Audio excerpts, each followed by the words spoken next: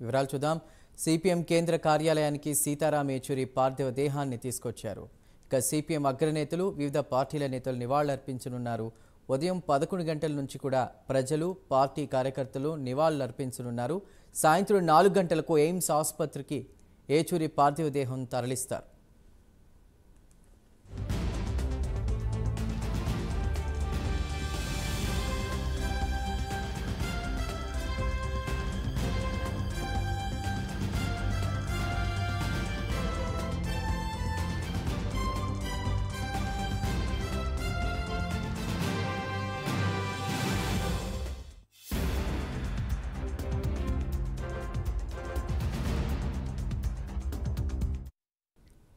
CPM కేంద్ర కార్యాలయానికి సీతారాం ఏచూరి పార్థివ దేహాన్ని తీసుకొచ్చారు.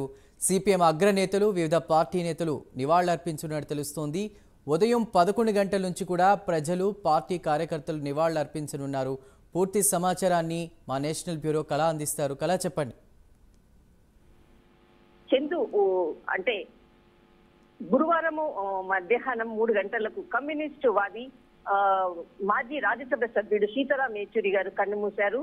అయితే అప్పటి నుంచి కూడా దేశంలో ఉన్నటువంటి నాయకులందరూ కూడా నివాళులు అర్పిస్తున్నారు. నిన్న రాత్రి ఏపీ సీఎం చంద్రబాబు నాయుడు గారు ఇక్కడ వసంత కుంజులో ఆయన నివాసానికి వచ్చి స్వయంగా వచ్చి సీతారాం ఏచూరి గారికి నివాళులు అర్పించడం జరిగింది. వారి కుటుంబ సభ్యులతో కూడా దాదాపు ఒక అరగంట సేపు వాళ్ళ దగ్గర కూర్చొని మొత్తం అన్ని విషయాలన్నిటిని కూడా తీసుకొని ధైర్యం చెప్పినటువంటి సందర్భం కూడా రాత్రి మనం ఎక్స్క్లూజివ్ గా ప్రైమ్ లైన్ ఇచ్చినటువంటి విజువల్స్ మనం చూసాం. అయితే ముఖ్యంగా చంద్రబాబు నాయుడుతో పాటు కూడా అంటే ఇక్కడ ఈయనతో పాటు కూడా మరికొంతమంది ఎంపీలు కూడా రావడం జరిగింది.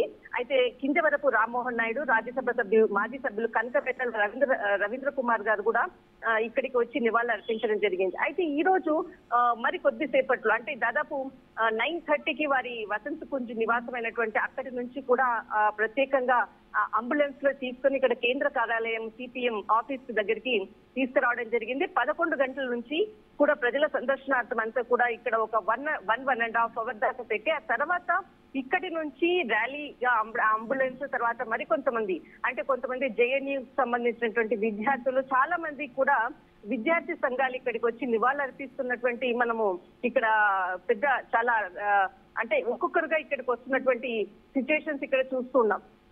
అయితే 11:30 నుంచి కూడా ర్యాలీ అంటే 12:30 నుంచి ర్యాలీ ఇక్కడ నుంచి ప్రారంభమయ్యి దాదాపు 2:30 వరకు కూడా ఈ ర్యాలీ జరుగుతుంది. అక్కడి నుంచి అంబులెన్స్ లో అంటే ఎయిమ్స్ సంబంధించినటువంటి ఏదైతే ఈ యొక్క పార్థివ దేహాన్ని అప్పగించేటటువంటి సిచ్యువేషన్స్ మొత్తం అంతా ఫార్మాలిటీస్ అంతా కూడా కంప్లీట్ చేసేటటువంటిది తంతు ఒక 1/2 అవర్ ఉంటుంది. ఆ తర్వాత 3 గంటలకు ఎయిమ్స్ హాస్పిటల్ కి పార్థివ దేహాన్ని అప్పగించే కార్యక్రమాలు అయితే చేస్తున్నారు. చందు, రైట్ కళ, థ్యాంక్ యూ.